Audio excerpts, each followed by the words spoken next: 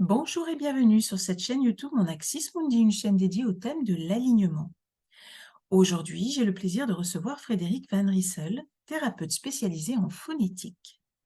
Elle nous relate ici le cheminement de sa vocation particulière et ses 20 ans d'expérience en laboratoire, en sciences du langage et en détection des émotions. Elle propose aujourd'hui un parcours d'accompagnement spécifique pour les particuliers et les entrepreneurs qui souhaitent améliorer leur prise de parole en public et leur communication professionnelle.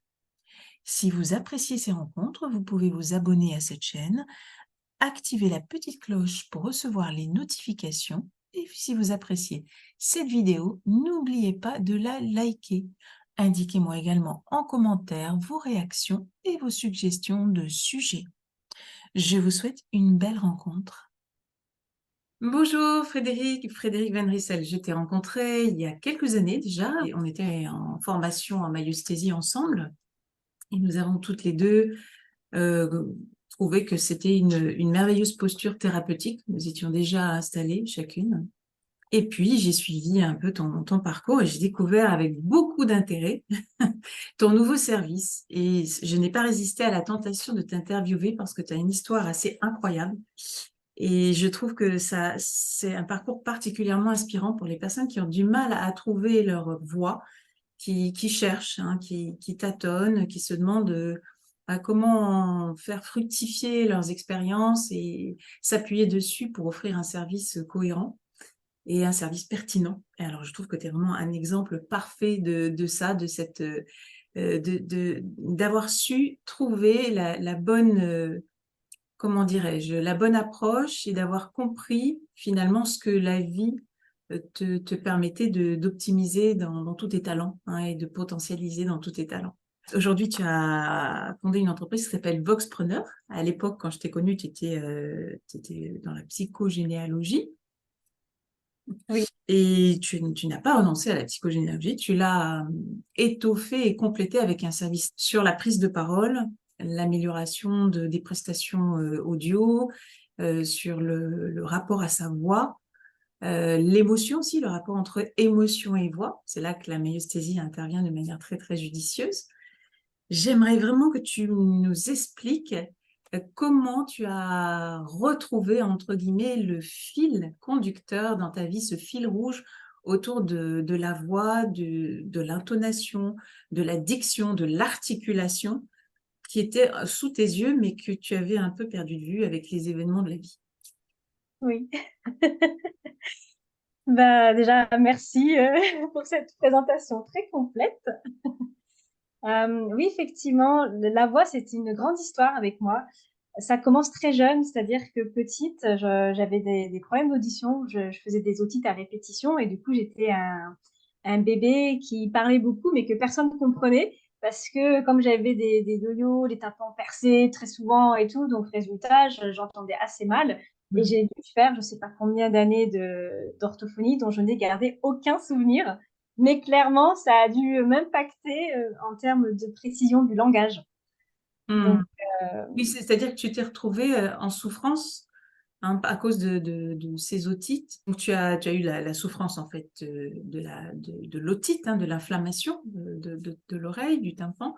Mais en même temps, tu devais souffrir aussi par rapport au son, de la perception des sons, la difficulté à te faire comprendre. Je crois que tu écris sur ton site internet, hein, que pendant des années, tu baragouinais, hein, tu parlais, tu étais très bavarde, mais en fait, personne ne comprenait ce que tu voulais dire. Donc, j'imagine aussi la souffrance de ne pas se sentir ni entendue ni comprise. oui, c'est ça. C'est tout à fait ça. J'ai toujours été très bavarde, mais personne ne comprenait, donc c'est un petit peu un souci. Et là, ce qui a été très dur pour moi, c'est que bon, à partir du moment où l'orthophoniste a fait son travail et que je commençais à entendre les sons et à me faire comprendre, ce qui s'est passé, c'est qu'on est parti aux États-Unis. Donc là, j'ai 8 ans quand on part aux États-Unis, 8 ans et demi. Et du coup, je commence enfin à être compréhensible en français, que je parle dans un pays où personne ne me comprend, c'est pas la bonne langue. Donc, deuxième coup. Voilà. Deuxième épisode d'incompréhension et d'incommunicabilité. Oui, c'est ça. Ouais. Et puis là, c'est plus dur parce que je suis plus grande, donc j'ai plus conscience, en fait. J'ai cette volonté de me faire comprendre. Alors que petite, je pense qu'on parle et puis c'est pas très, enfin, on fait peut-être moins attention quand on est petit. Mais là, je suis à l'école, les camarades me comprennent pas, je suis un ovni. Pour eux, je suis un extraterrestre, clairement. Je comprends rien ce qui se passe autour de moi, mais c'est vrai que c'était un peu compliqué. Mhm. Voilà. Mais bon, après, ce qui est extraordinaire, c'est la façon dont ça s'est fait. C'est-à-dire que autant la première fois, j'étais très bavarde et j'arrêtais pas de parler, personne ne comprenait, mais je parlais. Mais la deuxième fois, je pense qu'il y a vraiment eu un traumatisme parce que j'ai été muette pendant 4 mois jusqu'à ce que mon cerveau refasse les connexions en fait, c'est comme ça qu'on fait pour parler dans cette langue-là.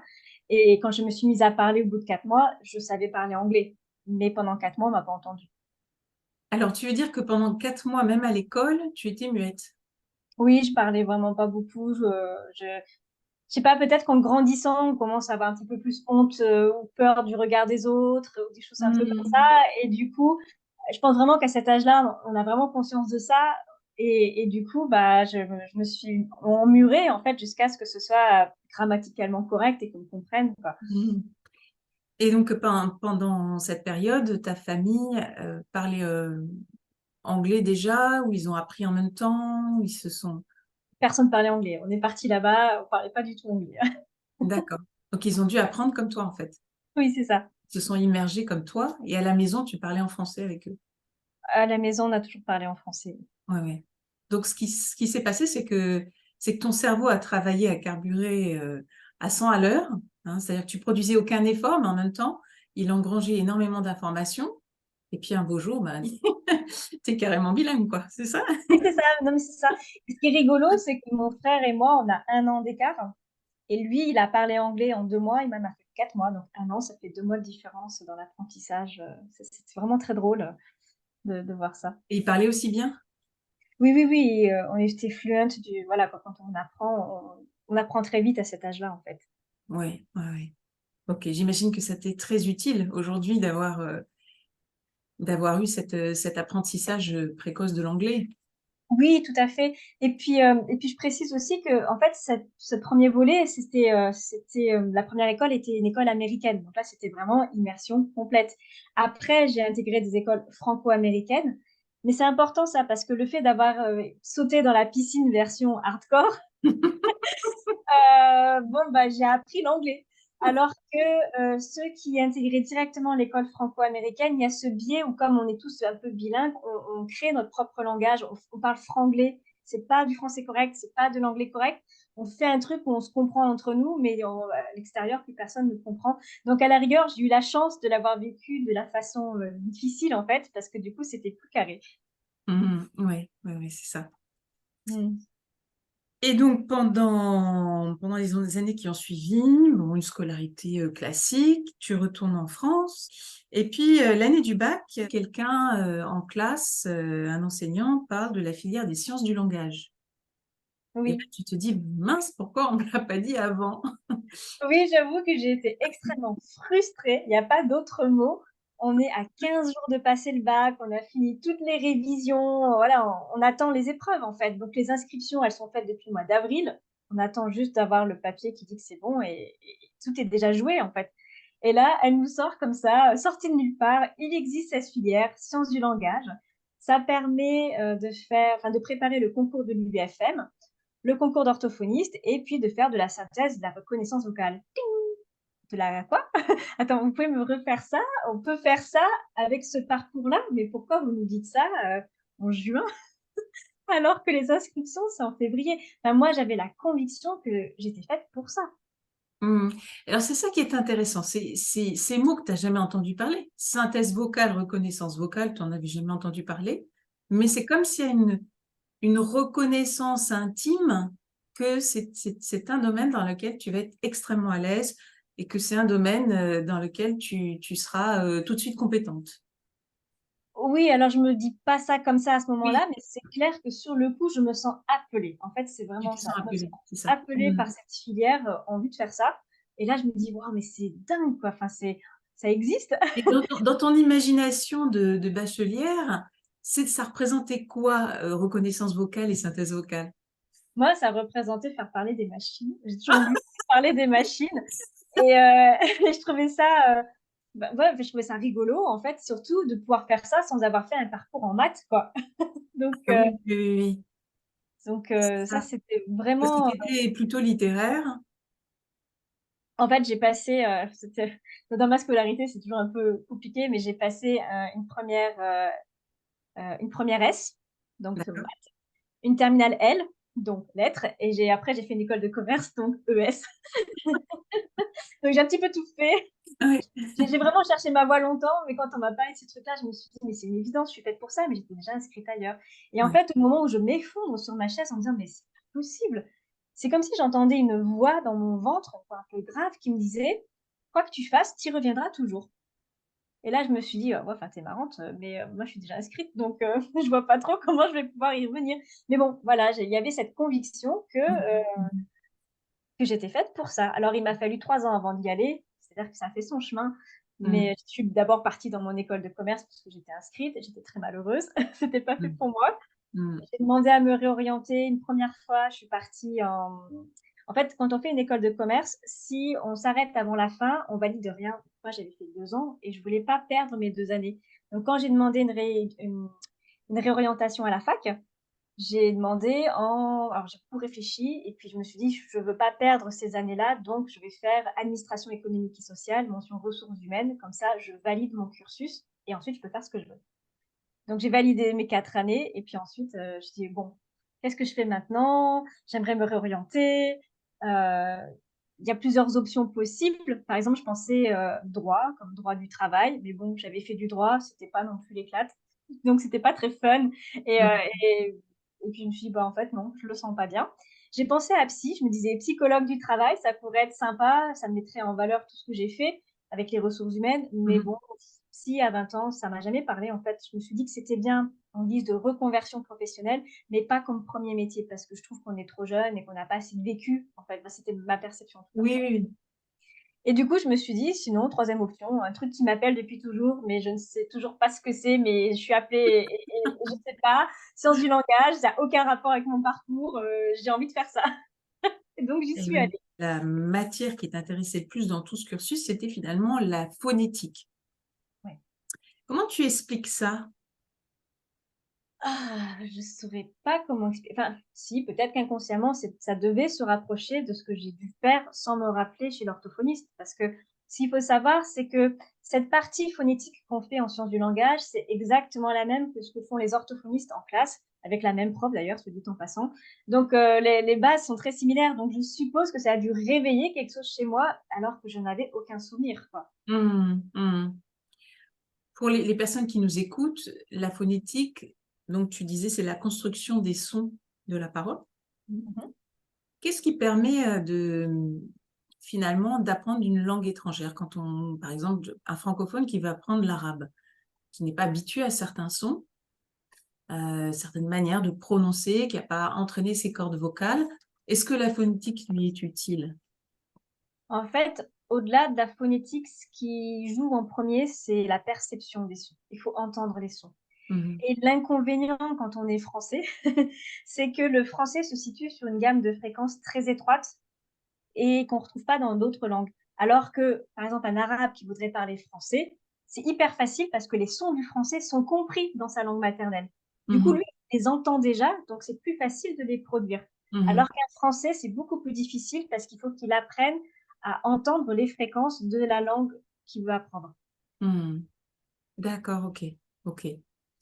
À ton avis, quel est le peuple le plus doué pour les langues en raison de ce faisceau phonétique? Je crois que les Russes, ils sont balèzes. Les Russes, hein? Ouais. Parce qu'ils ont une gamme de fréquences très, très, très large. Ouais. Donc ils parlent vraiment beaucoup de langues avec facilité, toi, tu galères à parler juste français et anglais et eux, ils en parlent 5, 6 facile, quoi. Ouais. Heu, Aujourd'hui, tu t'appuies sur tout ce que tu as appris pour accompagner les personnes dans ton service d'amélioration de la prise de parole. oui, bah, en fait, à la fac, j'étais chargée de cours et j'accompagnais les étrangers en français langue étrangère, option phonétique, du coup et donc avec eux, je leur enfin, je les aidais à sonner français. Waouh, Et ouais. du coup, et c'était passionnant parce qu'en fonction des langues maternelles qu'ils avaient, bah, c'était génial en fait. Ça permettait vraiment d'être sensible sur, qu'est-ce qui fait qu'on sonne français? Typiquement, le truc qui est vraiment français, c'est l'allongement final. Donc si je te fais une phrase en français, tu vois? Et on va allonger cette dernière syllabe du mot. Oui, ouais. C'est très français et on termine comme ça en allongeant. Et en fait, si tu prends un anglais, lui, il va allonger il va mettre un accent sur la première syllabe, mais il fait la dernière très courte. Donc ça fait, enfin, ils mettent l'accent sur la première syllabe. Donc, they put the stress on the first syllable. Syllable, Mmh. syllabe, syllable, Mmh. syllabe. Tu vois? C'est Du coup, l'inverse, ouais. c'est tout l'inverse en fait. Donc du coup, ça joue des tours là-haut. Et pareil, donc du coup, les étrangers, je leur apprenais vraiment ça, à allonger, à accentuer cet allongement final. C'est ce qui fait que ça fait français. Alors des fois, ils disaient: «Mais on a l'impression d'être un peu clown quand on fait ça». Bah peut-être, mais c'est qu'une impression parce que vous le faites pas assez. C'est ça qui fait que ça donne du français. Donc il faut vraiment surjouer pour apprendre à le faire correctement. Est-ce que le fait d'apprendre des chansons à texte, en français, ça peut aider les étrangers? Oui, tout à fait. Oui. Déjà, comme ce que je disais tout à l'heure, pour, percevoir les sons, ça marche beaucoup avec la musique et du coup, si on commence à fredonner la mélodie, peu importe la mélodie, mais pour ouvrir ses oreilles, ouvrir ses fréquences, bah, si là-dessus tu ajoutes des textes, ça peut que t'aider Oui, ouais, et c'est même hyper ludique et très efficace donc voilà, oui, allez-y quoi, ouais, chantez. ouais, Moi, c'est j'ai ça. toujours aimé créer des jeux en fait pour, faire passer mon message. Mmh. Ouais, c'est ça. C'est ça. Mmh. C'est vraiment, ton dynamisme, hein, c'est rentrer en interaction, observer, créer. Tu as vraiment une très, très grande créativité, hein. Ouais, Alors tu t'inscris aussi à un module qui s'appelle le traitement automatique des langues? ouais. Ouais. Est-ce que tu pourrais nous expliquer ce que c'est? Oui, alors en fait, à la base, je me suis inscrite en traitement automatique des langues et j'ai pris l'option phonétique en plus, mais ma mention, c'est traitement automatique des langues Mmh. et en fait, je trouvais ça, fascinant, encore une fois, de faire parler des machines. En traitement automatique des langues, on va faire des statistiques, on va calculer le nombre de mots, on va regarder les probabilités de construire, une phrase plutôt de telle façon plutôt qu'une autre. Quelles sont les constructions qu'un humain fera et qu'un humain ne fera jamais. Il y a des choses qu'un humain ne fera jamais, peu importe sa langue maternelle. Il y a des constructions qu'on ne fait pas, alors qu'une machine pourrait le faire. Mmh. Ça, c'était vraiment très, très intéressant. Mais très rapide. Ah oui, et puis dans ma tête, je m'étais dit, traitement automatique des langues, il y a quelque chose de enfin, il y a un aspect informatique là-dedans. Moi, ça m'a Forcément, synthèse, reconnaissance vocale, il y a quand même un peu d'informatique derrière. Donc j'étais très attirée par ça et puis au fur et à mesure que je découvrais la phonétique a pris toute la place. Ouais, ouais, ouais. Je te posais la question parce que, bah, l'intelligence artificielle était vraiment très à la mode puisqu'elle est maintenant accessible à tout le monde, elle est démocratisée alors qu'avant elle était accessible, plutôt à un petit nombre de personnes. Et justement, c'est impressionnant parce que j'entends dire, moi, au cabinet que, des élèves, répondent à leurs devoirs en utilisant l'intelligence artificielle, hein. Ils lancent une idée, ils lancent une question, ils posent même la question qu'on leur pose en cours de français ou de philo et puis après ils font des copier-coller. Ouais, ouais. Après, j'ai envie de dire, c'est comme toute, technologie qui est nouvelle. Au début, on y va, on est à fond, on a envie de tester, et c'est normal et c'est plutôt bien de le faire et une fois qu'on a un peu joué, qu'on a vu les limites, bon, garder son esprit critique, quoi. Donc, Ouais, c'est ça. moi, ce que j'ai pu tester, c'est ces choses-là, moi aussi et certes, ça nous donne des belles réponses. Des fois, c'est assez impressionnant, mais en même temps, c'est assez superficiel. Ça donne pas d'exemples concrets, ça parle pas de vécu. Donc, en fait, c'est notre humanité qu'il faut faire ressortir et pas juste recracher du cours, quoi. Oui, mais disons que toi, tu as découvert ça à un âge certain, tu avais déjà développé ton esprit critique, des facultés cognitives importantes. Je disais que le piège, c'était plus pour les jeunes, en fait, hein, qui pourraient penser que ça remplace cet effort de réflexion. Enfin, Ouais, ce serait le truc facile, mais je pense pas que ça remplace. On peut s'en servir comme aide et je trouve que c'est bien de s'en servir comme aide. Ça fait partie des outils comme internet qui n'existaient pas, Quand je suis rentrée des États-Unis, ça arrivait tout juste en France, quoi. Donc voilà. Et pourtant, Internet fait partie de nos vies aujourd'hui et c'est une véritable aide, ça c'est chouette. Donc je pense pas qu'il faut en avoir peur, mais il faut juste s'en servir de façon intelligente. Mmh, mmh. C'est ça. Mm. Après, si on revient sur l'oral et l'intelligence artificielle, c'est vrai que je suppose que dans le futur, on aura des voix de synthèse qui seront de plus en plus humaines, qui parleront très très bien. Et on peut se poser la question, si on fait des vidéos sur YouTube, par exemple, est-ce que j'aurai encore besoin de moi ou alors j'aurai cette voix qui aura ma voix, qui parlera comme moi, qui aura le même son, la même tonalité, parce qu'ils auront enregistré ma voix, et qui pourra lire un script parfaitement sans faire d'erreur, rien du tout en juste la première fois en lisant comme ça, alors que nous, on doit le répéter 36 fois pour qu'il n'y ait pas de faute et pas de...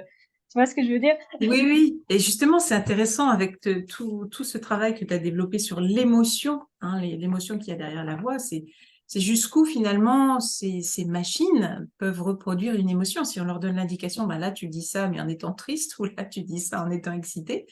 Est-ce que c'est pas, c'est pas un petit peu préoccupant finalement? Ça peut l'être, ça peut le devenir. Et en même temps, pour l'instant, je pense qu'ils n'en sont pas encore tout à fait là. On peut copier une voix, mais on entend quand même que c'est pas tout à fait naturel. Encore aujourd'hui, ça s'améliore, mais on entend encore. Et au niveau de la gestuelle, on bouge, même s'ils font des images de synthèse qui sont pas trop mal, ça reste un robotique. Donc bon, je pense que voilà. Et puis après, j'ai envie de dire, c'est un peu comme pour tout. Il y aura peut-être, c'est comme nos préférences musicales. Est-ce qu'on préfère avoir une guitare acoustique ou est-ce qu'on veut une guitare électrique, quoi? Tu vois, Oui, ça donnera le même message, mais auprès de qui je me sens le plus proche, quoi. c'est ça, voilà. Et ce sera important à ce moment-là d'apprendre à se démarquer et de montrer qui on est, notre personnalité. La voix peut jouer énormément. Enfin, moi, je crois qu'on peut encore faire beaucoup de choses Mhm, pour interagir avec les personnes et connecter avec son audience juste avec mhm, la voix. mhm. Alors, tu continues ces études et puis je crois même que tu obtiens exceptionnellement de poursuivre la phonétique, Oui, que tu intègres les cours des doctorants, hein, ouais, qui n'était pas prévu au programme. C'est une exception qu'on fait parce que tu es extrêmement motivée, très bosseuse et puis que tu manifestes un intérêt très vif pour ça. ouais, Au moment de la délibération du jury à la soutenance de DEVA, tu étais majeure de promo, hein, je crois, tu ouais. découvres que tu n'obtiens pas de bourse de thèse à la grande déconvenue de tous, parce que même tes enseignants et même le jury ne comprend pas pourquoi. On Non, considère il que comprend pas. c'est complètement injuste. Ouais. Oui, alors déjà, pour revenir là-dessus, c'est vrai que j'étais tellement à fond sur la phonétique. Et quand j'arrive au deuxième semestre et que je croise mon prof de TD, il me voit mais complètement dépité, mais alors le moral à zéro. J'obtiens mes résultats, je suis la meilleure élève, j'ai les meilleures notes. Et il me dit, qu'est-ce qui vous arrive? Vous avez les meilleures notes, comment ça fait que vous soyez aussi déprimé, quoi? Et moi, je dis, mais vous vous rendez pas compte, il n'y a pas de phonétique au deuxième semestre, mais ça sert à rien s'il y en a pas. Enfin, je m'ennuyais, quoi, en gros. Et il me dit, mais vous êtes sérieuse là? Et bien, écoutez, ça peut s'arranger. On peut voir ça avec la responsable de la formation, voir si on peut pas vous intégrer effectivement avec les doctorants. Et là, j'ai fait, oh, c'est possible! Et du coup, je me suis éclatée et j'ai rejoint les doctorants. Donc, ça me tenait vraiment très, très à cœur, ça, c'est clair. Mhm. Et j'étais très passionnée et tout le monde le Et voyait. tu avais déjà une idée de la thèse que tu voulais faire, des sujets qui t'intéressaient?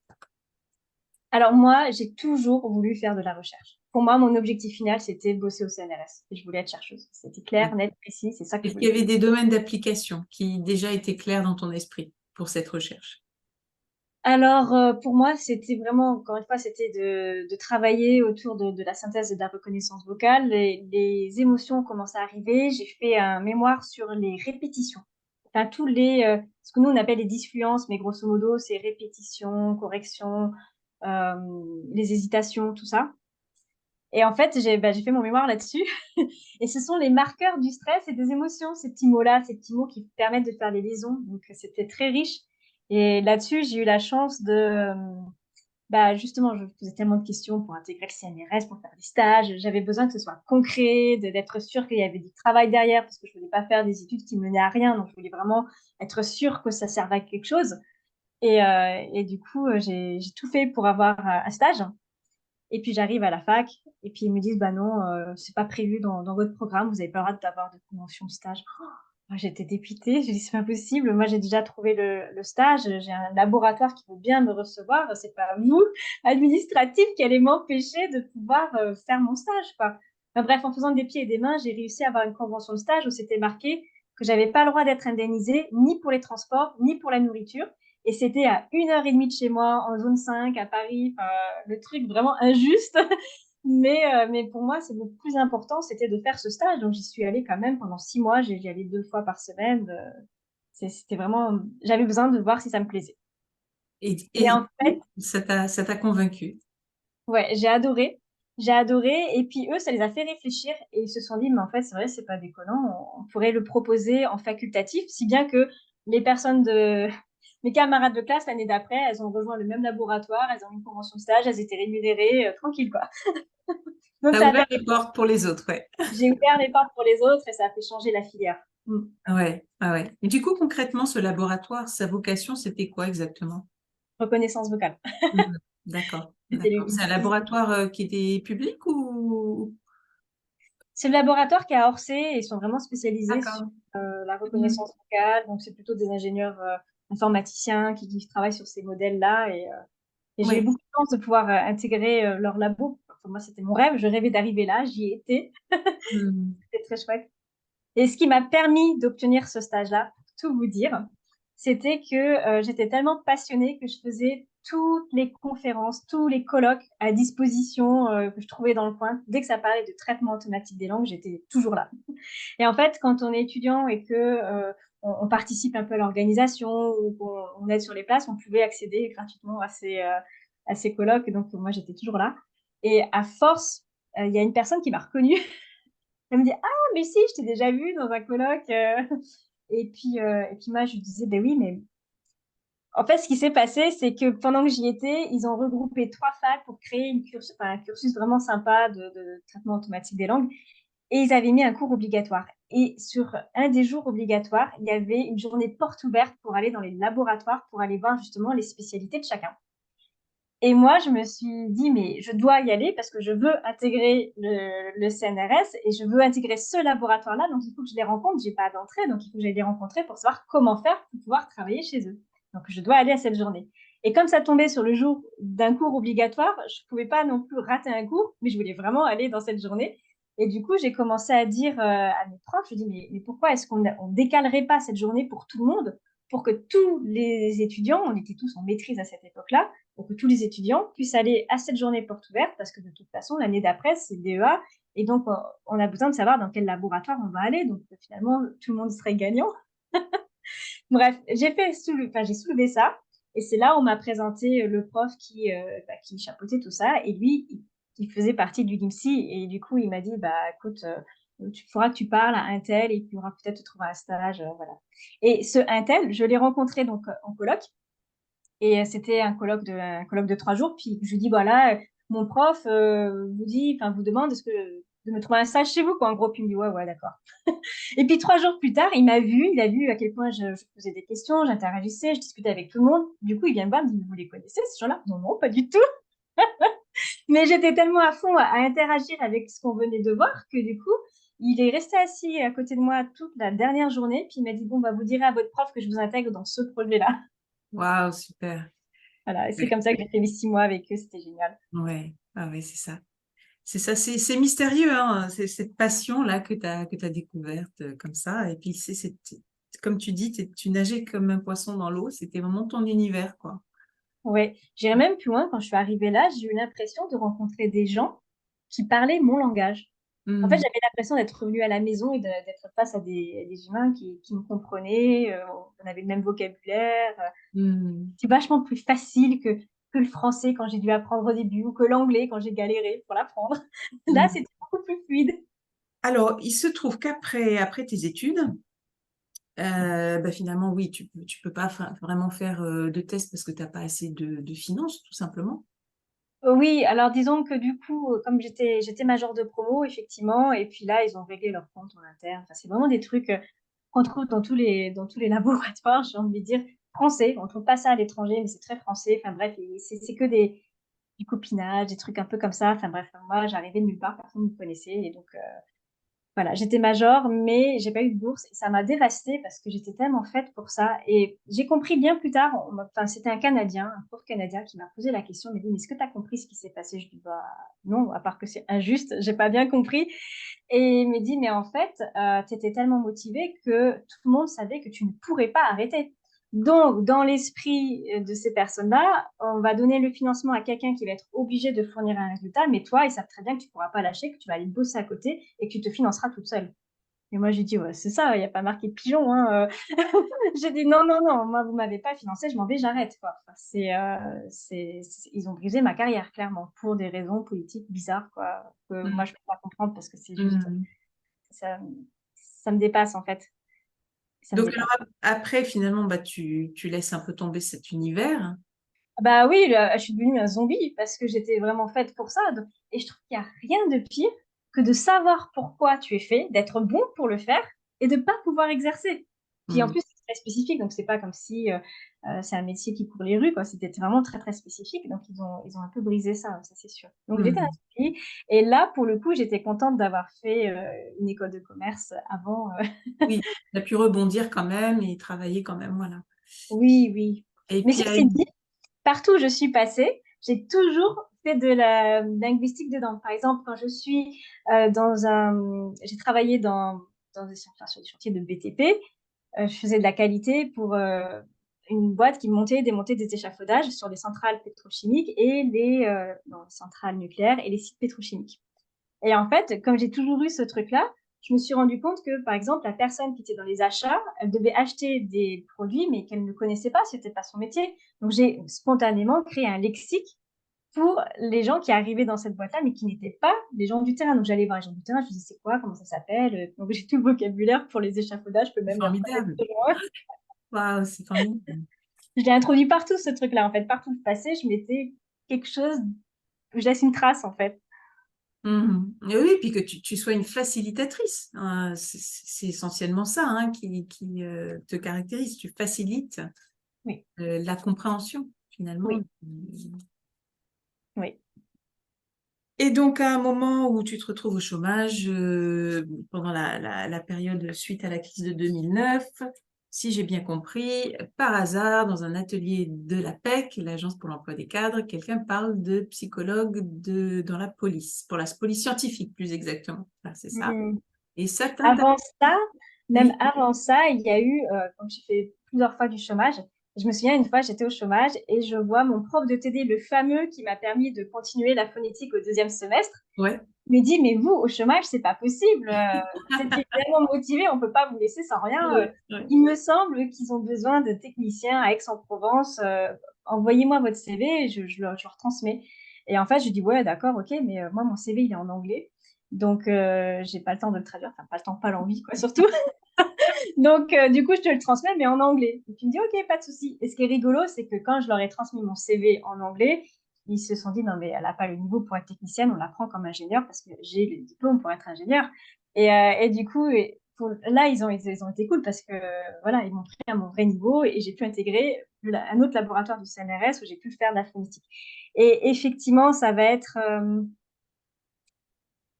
ah oui, mais ça, c'était plus tard. C'est juste, effectivement, il y a d'abord eu cette histoire de police avant. Ouais. Ça, Oui, ça, parce ça arrive que, parce que après. du coup, tu ne pensais pas que la police scientifique pouvait être intéressée par tes compétences en linguistique. Oui, Et exact. tu tentes le coup, en fait. Tu tentes le coup, je crois. C'est ça? Alors à ce moment-là, j'étais sur Lyon et effectivement, je me retrouve dernier embauché, premier sorti, hein. En 2009, c'est un petit peu ce qui s'est passé, c'était l'hécatombe autour de moi. Et du coup, je postule un peu partout en me disant, si j'arrive pas à postuler jusqu'à telle date, je vais devoir quitter Lyon et partir dans ma famille à Paris, genre le drame, quoi. Et effectivement, à l'APEC, il y a un conseiller qui nous dit, écoutez, il faut toujours garder contact avec ses anciens camarades de classe, on ne peut pas savoir ce qu'ils vont devenir. Par exemple, moi, j'en ai une, elle a terminé psychologue pour la police scientifique. Je me suis dit, ah bah tiens, c'est vrai, j'ai pas pensé ça. Moi, j'avais postulé pour tout ce qui était, par exemple, Renault pour faire parler les GPS. Je voulais faire parler Google. Je voulais, Ah oui, j'allais dans tous les sites, par exemple, pour les diffusions visuelles, parce que là, clairement, il y a de la synthèse vocale, donc ça paraît assez logique. La domotique pour faire parler les maisons. Ça, oui, j'avais un peu testé tout, mais alors la police, je me suis jamais dit que ça pouvait les intéresser. Donc je me suis dit, bah tiens, est-ce qu'ils peuvent avoir besoin de cette compétence-là? Je n'en savais strictement rien. Donc je leur envoie un courrier de demande d'information en leur disant, est-ce que ça, c'est quelque chose dont vous pourriez avoir besoin? Je leur envoie le courrier et il va se passer 6 mois où j'ai pas de réponse. Et moi, bah là, 6 mois, je suis financièrement, je suis à sec. Donc je déménage et je rentre à Paris. Ça fait 15 jours, j'ai mon dernier carton dans les mains. Et là, il y a le téléphone qui sonne. et donc c'était la brigade de Lyon, enfin c'était le... Oui, c'était... Oui, c'est ça. Ils me disent oui, on aimerait vous rencontrer. Je dis bah d'accord, mais ça fait 6 mois que je vous ai écrit. Vous attendez quoi? 6 mois, c'est beaucoup trop long, quoi. Moi, je suis partie, je suis plus là, je peux pas revenir. Ils étaient un petit peu ah bon, vous pouvez pas du tout revenir? Bah non, moi je peux pas faire 2 déménagements dans le même mois, c'est pas possible. Je peux annuler un déménagement, mais je peux pas faire 2 déménagements Lyon-Paris 2 fois. Financièrement, énergétiquement, physiquement, je peux pas quoi. Je pouvais plus. Et donc, je dis, je peux venir à l'entretien, mais je pourrais pas venir chez vous. J'ai été à l'entretien et apparemment, j'ai fait très forte impression parce qu'ils voulaient m'embaucher. Et moi, je dis, bah non, si vous prenez pas en charge le déménagement, je viens pas. Donc, je leur dis non une première fois. Ils me recontactent 6 mois après. Je dis, bah non, toujours pas. 6 mois plus tard, je viens tout juste de trouver un nouveau boulot. Je suis intérimaire. Ça fait 15 jours que j'ai commencé. Donc, il y a toujours cette histoire de 15 jours. Je viens de commencer un nouveau boulot et du coup, non, je ne peux pas venir chez vous. Mais par contre, je sais que je connais l'ancien contre-expert de votre expert, donc peut-être que lui connaîtra quelqu'un qui pourra venir travailler pour vous. Donc, je leur donne les coordonnées de quelqu'un d'autre. Et donc, là, on arrive sur cette histoire de chômage où j'arrive à Aix-en-Provence parce que j'ai retrouvé ce prof sur LinkedIn. Et c'est à Aix-en-Provence où un beau jour, comme ça, un matin, on m'appelle et on me dit, oui, voilà, on vous a reçu il y a 5 ans et on voulait savoir où est-ce que vous en êtes aujourd'hui. Est-ce que vous accepteriez de venir nous rejoindre maintenant?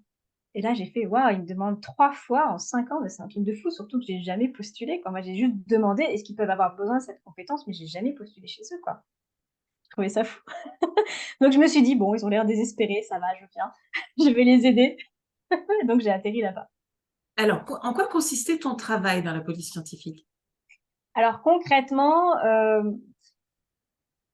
on doit répondre à des affaires, mais moi, je me suis mise comme mission. C'est pas tout à fait ça qu'ils m'avaient formulé, mais c'était plus fort que moi. Ma mission, c'était de leur livrer une méthodologie pour qu'ils puissent être autonomes pour faire des affaires tout seuls, sans moi, de comparaison de voix. Et en fait, ça, c'est quelque chose enfin, on me demandait de faire des comparaisons de voix, mais c'est quelque chose qu'on n'enseigne pas en France. Alors, Il y a ça consiste en quoi?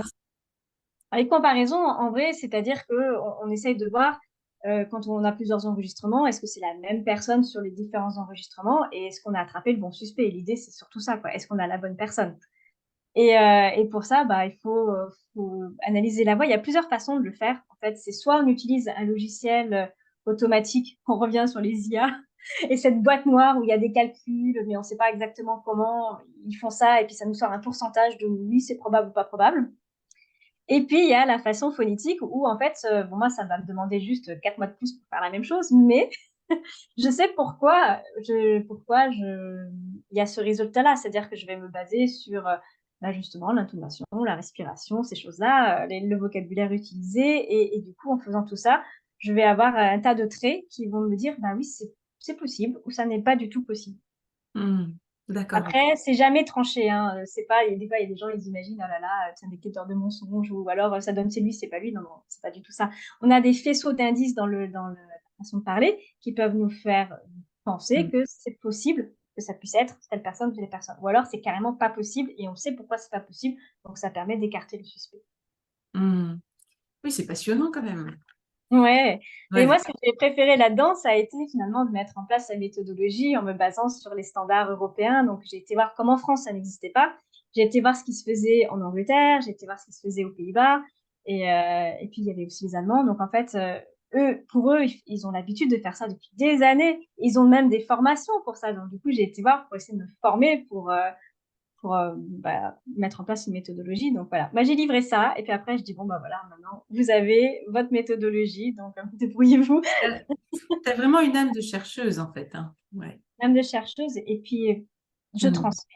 C'est-à-dire Et que je tu transmets. transmets. Voilà, vraiment la fibre pédagogique qui est très forte, hein, chez toi. Ouais. Ouais. Ouais. Oui, parce que moi, c'est vraiment, je livre de A à Z, quelqu'un qui arrive, qui ne connaît pas, comment je fais.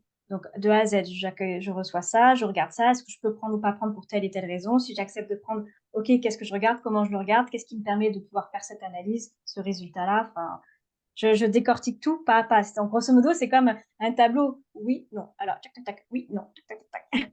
Ouais, ouais, ouais. Ouais, ouais. Et oui, puis c'est à la fois très précis, très rigoureux et en même temps, c'est vraiment le sens du service, hein. Tu te mets vraiment à la place du besoin de Ouais. la personne qui te demande de l'aide, en fait, hein, dans ce domaine-là. Mm. Oui, c'est souvent une aide qui n'est pas formulée verbalement. Ils m'ont Mm. jamais demandé d'écrire la méthode, ils m'ont demandé de faire des comparaisons. J'aurais pu faire des comparaisons et ne jamais donner de méthode. C'est ce qui s'est passé jusqu'à présent. C'est-à-dire que moi, quand je suis arrivée, il y avait eu deux ingénieurs avant moi Mm. et qui étaient partis du jour au lendemain pour X ou Y raison. Et du coup, toi, tu arrives derrière et tu as zéro méthodologie, tu dois repartir à zéro. Il faut 3 ans pour être opérationnel. Ça veut dire que le pays, il est gelé pendant 3 ans parce que personne n'a rien transmis. C'est juste inadmissible. Et comme là, ça vient toucher une fibre d'injustice énorme en moi, c'est pas possible. C'est pas possible de foutre un pays dans la merde. C'est impressionnant, hein. C'est impressionnant comme tu es généreuse et puis finalement, tu te donnes à fond. Tu es vraiment une âme entière, quoi, comme on dit, hein, une personne très entière, hein. Oui. Ils ont dû tu as dû te distinguer quand même, j'imagine, que tout le monde dans la police n'a pas cette attitude, hein. Non, non, non, mais même c'était très rigolo parce que moi, j'ai fondu ma méthodologie en 4, enfin, il m'a fallu 4 mois pour la rédiger, mais je l'ai rédigée au bout de la 2e année. C'était rédigé. Et puis les autres collègues, c'était oui, j'ai toujours voulu faire ça, mais j'ai jamais eu le temps. Moi, j'ai pris le temps en fait, parce que c'est trop vital, c'est trop important. Et du Mm. coup, comme je l'ai fait, je me suis sentie un peu en mode pression. Nous aussi, il faut qu'on fasse des modes d'emploi. Donc, du coup, après, ça a donné l'exemple, parce que du coup, ils ont fait pareil derrière. Et les Ouais, autres là aussi. encore, tu as ouvert une porte. Ouais. Ouais, à chaque fois, À ça chaque me fois, plaît. ouais. C'est bien. Tu ouvres des portes pour les autres, ouais. Ouais, ouais. Ouais. Ouais, bravo. Et alors, ce qui était intéressant dans cette histoire, c'est que finalement, tu es, quand même passionné par ce que tu fais, mais tu sens que ça a des répercussions sur ton équilibre psychologique. Alors, tu rencontres un médecin qui te dit, attention, parce que en fait, il y a tout un mécanisme inconscient quand on capte comme ça des voix et donc des bribes de conversation avec tout un contexte derrière suspect. Ça stimule beaucoup l'imagination et beaucoup plus que si finalement on regarde des images. Oui, c'est-à-dire que ça fait partie des métiers les plus à risque, C'est ça. psychologiquement Et ça, parlant. j'étais très étonnée de découvrir ça parce que je n'imaginais pas en fait que ça pouvait être à ce point. On pense toujours que l'impact des images est plus fort, mais en réalité, quand il y a une lacune visuelle, l'impact peut être encore plus fort parce que notre imagination va venir combler cette lacune. C'est ça. Ouais. Et c'est ce que disait mon responsable qui était plutôt dans la vidéo. Il me dit, en fait, en vidéo, déjà, on voit pas grand-chose, c'est très loin. Et puis, c'est pas comme dans les films où il y a la musique, et puis c'est filmé de telle sorte, machin. Non, c'est pas du tout ça. Là, on voit tout de suite le résultat, point barre. Alors que la voix, ça reste dans la tête, ouais, ça reste dans la tête. T'as Et du raison. coup, on le ramène, on peut rêver, on peut faire des cauchemars, des choses comme ça. Tu l'as vécu ça, toi, cet impact? Pas plus que Non, ça. non, parce qu'en fait, ce que avait dit ce médecin-là, et ce qui est très juste, c'est qu'au début, on est tellement passionné on est focus sur la technicité. Hmm. C'est ça qui nous protège. Passer 3 ans, une fois que tu connais ton métier, que tu sais le Hmm. faire, donc t'es moins occupé à savoir comment bien faire. Donc, résultat, l'émotionnel peut arriver et c'est à partir de 3 ans que tu deviens à Oui, risque. parce que c'était un médecin du travail de la police. Oui, c'est ça. Oui, c'est ça. Hmm. D'accord. Et qu'est-ce qui fait que finalement, tu vas pas pouvoir rester dans la police? Alors, ce qui s'est passé, c'est que dans ces métiers-là, on écoute, on a un casque sur les oreilles pratiquement tout le temps, hein, donc bon, pas 8 heures par jour, mais quand même beaucoup d'heures par jour. Et du coup, comme tous ces métiers où on a un casque sur les oreilles, on s'abîme. Et en plus, là, c'est pas n'importe quel métier. Je suis en train d'écouter des enregistrements de très mauvaise qualité pour pouvoir faire des analyses parce que si la qualité était bonne, les juges, ils auraient pas besoin de moi. C'est Et ça. là, c'est parce que les qualités mauvaises qu'on vient me chercher pour faire des expertises. Et du coup, bah, j'écoute des trucs qui me font mal aux oreilles. Et à force, comme j'étais déjà très sensible des oreilles depuis toujours, bah, moi, ça n'a pas été possible, en fait. Mhm. C'est-à-dire que ce qui s'est passé pour moi, c'est que je me suis mise à développer une hyperacousie. Mhm. On s'entend. Est-ce que tu peux définir l'hyperacousie pour les personnes qui nous écoutent? Ouais, En quoi ça consiste concrètement comme manifestation, comme inconfort? Qu'est-ce que ça génère? oui. Alors justement, je dis bien, c'est-à-dire que on devient trop sensible, on entend des bruits, le moindre petit bruit, c'est juste très très fort. Donc par exemple, bah, je dis n'importe quoi, mais il y a un serpent qui se balade dans l'herbe. Psst. Le frottement dans l'herbe, vous l'entendez, mais comme si c'était dans vos oreilles. Hmm. Très très fort. Les volumes sont très très forts. Donc moi, concrètement, je me suis mise à entendre les voisins 2 étages au-dessous de chez moi. Pas ceux du dessous, déjà, eux, c'est insupportable, mais 2 étages au-dessous.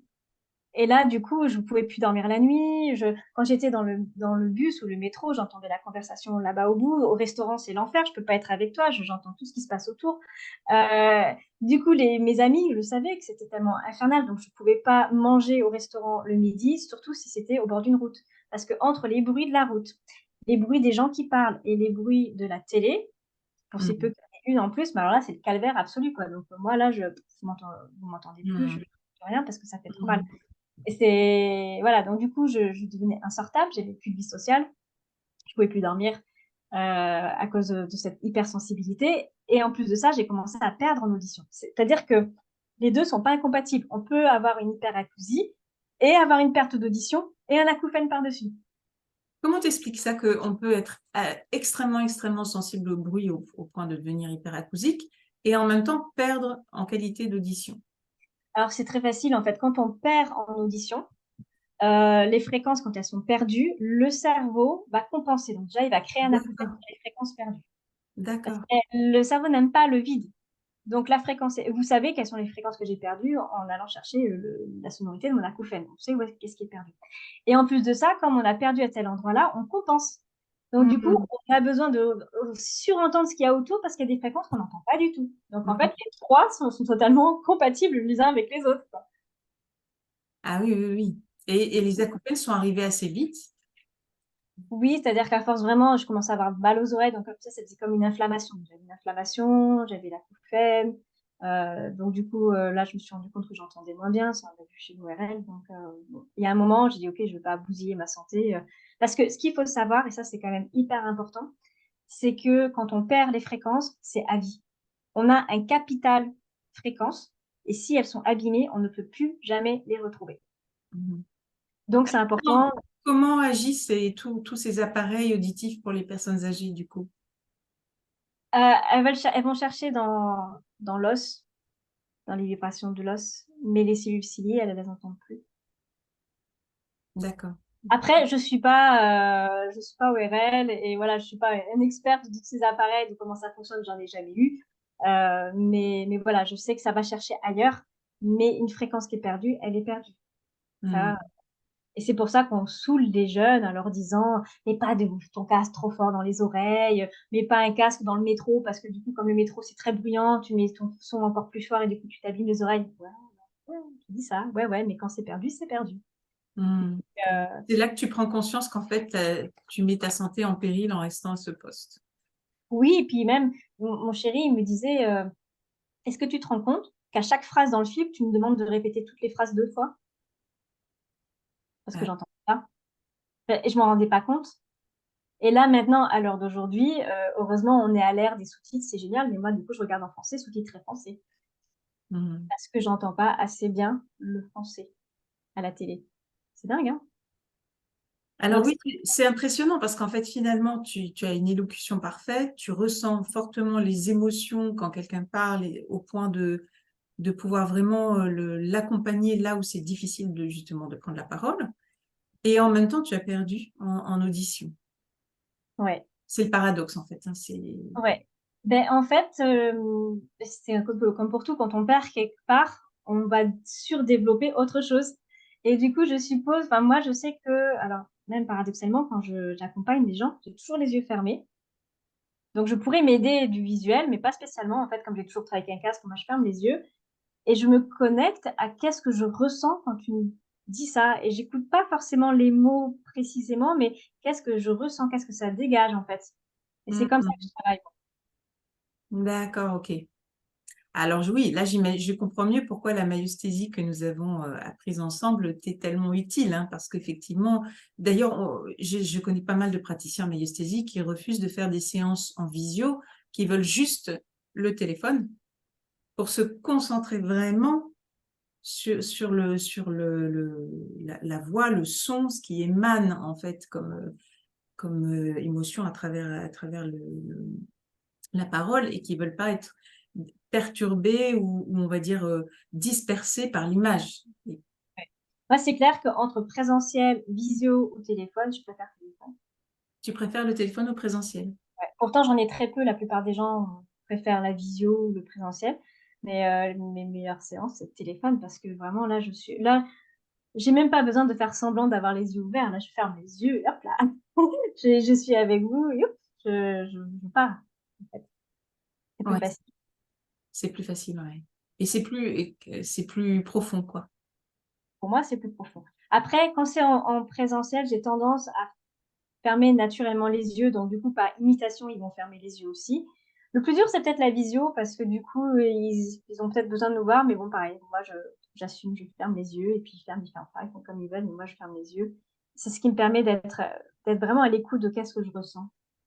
Hmm. Et ce qui est intéressant, parce que du coup, parfois, c'est vrai que j'entends pas toujours bien quand la personne, c'est en visio et qu'ils ont pas de micro ou qu'ils parlent très loin de leur ordinateur. Des fois, j'entends pas tous les mots, hein. Soyons honnêtes, j'entends pas tout. Et du coup, c'est comme les bébés. Les bébés, quand ils sont dans le ventre de leur mère, ils ont pas les voyelles et les consonnes, mais ils ont les intonations et en fait, ils comprennent ce qui se passe avec les intonations. Donc moi, c'est plutôt là-dessus que je me base, en fait. C'est l'intonation, qu'est-ce que ça lui dit? Où est-ce que ça m'emmène? Qu'est-ce que ça. Ouais, c'est très parlant comme image, ça. Ouais. Oui, c'est vraiment intéressant. Et les bébés, quand ils naissent, au début, bah, non, enfin, bah, oui, il y a pas encore les consonnes et les voyelles, mais ils reproduisent ces intonations-là. C'est Ouais, très oui, c'est ça. C'est vrai qu'on est étonné. Parfois, ils chantent. oui, et puis on a cet adulte avec ce bébé qui peut avoir une véritable conversation alors qu'il ne parle pas du tout le même langage, quoi. Oui, oui, c'est ça, c'est ça. Oui, Ouais. c'est impressionnant. Mais voilà, donc du coup, c'est plus facile pour toi de rejoindre émotionnellement la personne en séance de maïesthésie, puisque c'est un processus où finalement on porte son attention sur la personne évoquée, qui peut être par exemple celui qui était le consultant à l'âge de 5 ans, comme celui qui était son père quand lui avait 10 ans et son père avait l'âge qu'il avait quand il avait 10 ans, etc. Du coup, là, c'est vrai que porter son attention sans avoir forcément capté précisément les mots, mais plutôt en captant la perception, hein, la perception émotionnelle, c'est un véhicule encore plus rapide pour rentrer dans le processus de la myosthésie. Et puis souvent, les gens, ils disent j'entends pas ou ils se comprennent pas et tout. Et là, moi, je dis, oulala, là, en gros, vous avez le mental d'un côté et le cœur de l'autre. Et du coup, le mental, il essaye de communiquer avec un vocabulaire de mental, donc avec des mots, des verbes, des noms, tout ça. Et à côté, on a le cœur qui, lui, il est juste sur une mélodie. Et voilà. Et du coup, je leur dis, essayez on oublie le vocabulaire et la langue. Connectez-vous avec le langage du cœur. Et du coup, moi, je leur dis tout ça. Fermez les yeux, on oublie ce mental. Connectez-vous avec le langage du cœur. Répétez la question comme ça maintenant. Qu'est-ce qui vous dit maintenant? Un petit peu. Ouais, ouais, c'est magnifique. Tu dois vraiment sentir des dénouements, quoi, hein, des choses qui se résolvent, enfin, qui se dissipent très, très vite avec cette écoute, cette qualité d'écoute. Ouais. Ouais. Et donc, tu es obligé de quitter la police, de quitter ce travail de recherche. Ouais, j'aimais ça, mais bon, il est parti. Voilà, il a fallu faire un choix, hein, c'est ça. Mais préserver sa santé, ça reste number one, hein. Et tu as encore des acouphènes? Les acouphènes, ils sont toujours là. La perte d'audition, elle est toujours là. Ouais, Ça, tu perds pas. Par contre, ce qui a changé, c'est que je suis moins à cran au niveau des bruits. ouais. Mais en même temps, j'ai tout modifié, en fait, ça conditionne ma vie, c'est-à-dire que moi, je peux plus vivre dans les grosses villes où c'est trop Oui. bruyant. Je me suis éloignée des villes, donc je suis dans une toute petite banlieue où il n'y a pas grand monde, il n'y a pas de passage, je ne peux pas vivre à côté d'une route. Donc là, je suis vraiment dans une résidence où il n'y a pas de route autour. C'est hyper important, pas de mitoyenneté parce que voilà, je ne peux pas supporter les bruits autour. Donc des appartements, je ne pouvais plus en fait. Donc voilà, j'ai été obligée d'aménager ma vie pour être plus dans le silence. Hmm. Et voilà, n'étant pas une grande citadine dans l'âme, ça m'a pas trop perturbée. Au contraire, Oui. ça me convenait bien. Mais j'ai quand même dû réadapter ma vie pour me préserver. Et comme du coup, je suis davantage au repos depuis quelques années maintenant, je peux exceptionnellement faire une soirée dans un restaurant bruyant. Après, je mets 2 jours à m'en remettre, mais je peux le faire alors qu'avant, je pouvais pas Hmm. le faire. Alors, l'autre jour, j'ai rencontré une dame qui doit avoir une soixantaine d'années dans un commerce, là, dans ma commune. C'était intéressant parce que elle disait que c'est à la cinquantaine qu'elle est devenue extrêmement sensible au bruit. J'ai vraiment le sentiment que c'est quelque chose, je l'ai entendu plusieurs fois, hein, c'est pas, là, c'est parce que c'est un exemple récent. J'ai vraiment le sentiment que c'est un organe qui est très fragile, hein, l'oreille, Oui. l'ouïe, et que, Il y a le vieillissement naturel. et il Donc y a, déjà, c'est ça. toutes les personnes âgées vont se plaindre à un moment qu'ils n'entendent pas. C'est pour ça qu'on a tous ces appareils et ces trucs-là, c'est pas pour rien. Ouais. Et en fait, les premières fréquences qui vont sauter naturellement si on les abîme pas volontairement, ça va être les fréquences aiguës. Donc c'est pour ça qu'on va beaucoup moins supporter les cris des enfants, par exemple, et qu'on entend toujours ces personnes âgées dire «Oh, ils font trop de bruit, les enfants, arrêtez de crier», parce que c'est les fréquences aiguës qui sautent en premier. Quand on, naturellement avec l'âge. Et du coup, effectivement, il y a peut-être un moment, alors je sais pas si 50 ans c'est vraiment l'âge pour tout le monde, mais en tout cas, il y a vraiment un moment où Mm, on a un capital audition et il est figé, lui. c'est Si ça. on le bouffe trop vite, c'est mort. Et ça, c'est vraiment important de le redire, hein. C'est très, très important de le redire. Rapidement, tu t'interroges sur la possibilité de faire de l'accompagnement et de travailler dans l'accompagnement psychologique, ou en tout cas voilà, le métier que tu occupes aujourd'hui, hein, qui est un métier de psychopraticienne, en plus de ton service en entreprise. Qu'est-ce qui te pousse? Alors, si mes souvenirs sont bons, quand on avait fait nos études en maïeusthésie, tu venais d'éditer un livre familial, et ça m'avait énormément touchée quand tu avais raconté ça, parce que tu l'as fait imprimer, ce livre. Hein, tu as fait une enquête sur la généalogie de ta famille. Tu n'es pas forcément très connue, tu as collecté ces histoires. Tu en as rédigé un ouvrage qui est quand même très courageux parce que personne ne te le demandait. En fait, tu l'as fait pour toi, quoi, hein. Et tu l'as offert. Je l'ai pas fait que pour moi. Comme à chaque fois, j'ai toujours cette sensibilité de transmission pour les suivants, C'est ça. Tu l'as fait, oui, tu l'as fait pour les tiens. pour la famille Pour la élargie, ouais. famille aussi, oui, pour la Le famille, les jour où il y tiens. aurait un descendant qui viendrait toquer à la porte et qui C'est dirait ça. est-ce qu'on a des informations? Bah oui, justement, il y a un ouvrage Il qui y a un ouvrage qui a été paru il y a tant de temps, etc. Voilà. Et donc, tu as été à la rencontre de membres de ta famille que tu ne connaissais même pas, parfois, des cousins éloignés, voilà.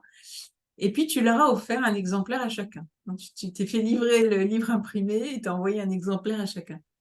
Oui, ouais. En fait, pour moi, alors bon, quand tu dis que j'ai fait imprimer un livre, il y avait 20 exemplaires parce que chez l'éditeur, c'était 10 ou 20 ou plus, mais bon, voilà, c'était par dizaines, donc il y en a que 20, vous ne trouverez pas ça dans le commerce, c'est vraiment, puis même, je trouve que c'est intime, ça appartient à la famille. Et du coup, bah, j'en ai parlé à tous les membres de ma famille, et puis bah, ceux qui voulaient l'acheter, entre guillemets, ils ont acheté la version que moi j'ai de l'imprimeur, mais après je leur ai envoyé, ça c'était à ma charge. Moi j'ai rien gagné dessus, j'ai juste demandé une compensation pour le prix d'impression parce qu'il y avait plus de 200 pages, c'était un peu lourd. C'était, ouais. Et du coup, dedans, ce que j'avais fait, pour moi c'était important. À ce moment-là, je suis en train de faire des études en psychogénéalogie et je me rends compte que ma grand-mère est très fatiguée et je sens au fond de moi qu'il lui reste un an à vivre, en tout cas, c'est pas plus. Je le sens très très fort qu'elle est sur la fin. Et c'est la seule membre de ma famille qui me parle de la famille, voilà, qui bavarde comme moi et tout. Les autres, ils sont muets comme des tombes, on peut rien en tirer. Donc, je me dis, mais le jour où elle s'en va, tout l'héritage de la famille part avec elle, en fait. Parce que c'est une famille qui ne parle pas. C'est Et ça. du coup, pour moi, Alors déjà, en psychogénéalogie, c'était ma source principale pour obtenir des infos. Mais je me dis, mais les jours où elle est plus là, je vais perdre tout ça. Puis jusqu'à présent, je prenais ça sur un petit bout de papier. Puis les bouts de papier, on sait ce qu'ils viennent, on les retrouve jamais, on les voit jamais et tout. Je me suis dit, non, mais là, elle va s'en aller. Je vais pas pouvoir lui reposer plusieurs fois la question. Il faut que je centralise tout au même endroit pour pas perdre ces informations-là. Mhm. Et du coup, j'ai essayé de poser un maximum de questions, bon, certes, qui m'accompagnaient pendant mes études de psychogénéalogie, mais surtout des questions qui, à mon sens, pourraient aider les générations futures. Donc, j'ai essayé d'être assez créative sur les questions que je pouvais lui poser, sur des demandes et des besoins potentiels que des descendants pourraient avoir. Par exemple, est-ce que tu te souviens? Oui, j'ai posé des questions sur son enfance, sur des histoires quand elle allait à l'école. Ce que j'ai fait également, c'est que j'ai récupéré tous les arbres généalogiques que j'ai pu trouver. Donc, en fait, je suis remontée sur tous ses arrière-grands-parents et tous les arrière-petits-enfants de elle et tous ses frères et sœurs. Donc, elle a des arrière-grands-parents jusqu'aux arrière-petits-enfants. Et du coup, j'ai scanné toutes les photos de ces albums photos. Et moi, forcément, c'est des gens que je ne connaissais pas. Donc, je lui ai demandé, tu peux me dire qui c'est, tu peux me donner une anecdote pour chacun d'eux. Donc, elle me donnait des petites anecdotes que je mettais dans le livre. Comme ça, il y avait les actes, les photos, les anecdotes. Et après, voilà, j'ai fait une entrée, le frère numéro 1, la sœur numéro 2. Enfin, comme ça, j'ai fait une entrée pour chacun et je descends les arbres de chacun. Voilà. Et Mhm. ça, c'était un travail qui, pour moi, en fait, j'ai trouvé ça très intéressant pour faire la paix avec sa famille, découvrir sa famille, parce que du coup, j'ai posé des questions en vue de faire ce livre-là. Et au début, comme c'est une famille qui parlait pas, ils étaient un petit peu, qu'est-ce qu'elle fait, qu'est-ce qu'elle raconte, quel secret elle va déterrer qu'on n'a pas envie qu'elle sache. Bon, des secrets, j'en ai vu, j'ai pas mis dans les livres, hein, parce que bon, voilà, j'ai pas mis des trucs trop compromettants dans mon bouquin, mais c'était important pour moi qu'il y ait quand même toujours avec ce regard un peu comme en maïeusthésie, de redorer un peu l'image de chacun, parce que souvent on va avoir, oui, un tel, il m'a fait ça, ça, ça, et donc on est sur la rancœur. Oui, mais il n'y avait pas que ce côté rancœur, il y avait aussi une belle personne derrière. Donc du coup, Réhabilité, voilà, c'est ça. et du coup, dans ce livre-là, j'ai réhabilité tout le monde. Et même ceux où ils disaient, oui, mais lui, comment tu peux? Je ne veux pas dire des choses pas sympas sur toi, je ne veux pas dire des choses pas sympas sur lui. Donc non, tout le monde à égalité, quoi. J'essaie de revoir le bon côté de chacun. Donc, c'est ça que j'ai mis dans mon livre. Et non seulement c'était sympa pour récolter les informations, moi, ça m'a réconcilié avec eux, tout ça. Et en plus de ça, bah, ma grand-mère, c'était une manière à moi, même si j'étais à distance, parce que j'étais pas auprès d'elle quand je faisais ça, c'est tout par téléphone, mais c'était une manière de l'accompagner Mhm. dans ces Mhm. derniers instants. Et elle a été vachement touchée parce que du coup, son livre, elle l'emmenait d'hôpitaux en hôpitaux, dans toutes ses chambres. Elle montrait ça, c'est ma petite fille. Et puis après, il y avait je sais que, je sais pas, il y avait ma mère, par exemple, qui disait, mais comment tu sais ces histoires-là? Bah, il suffit de demander, en fait.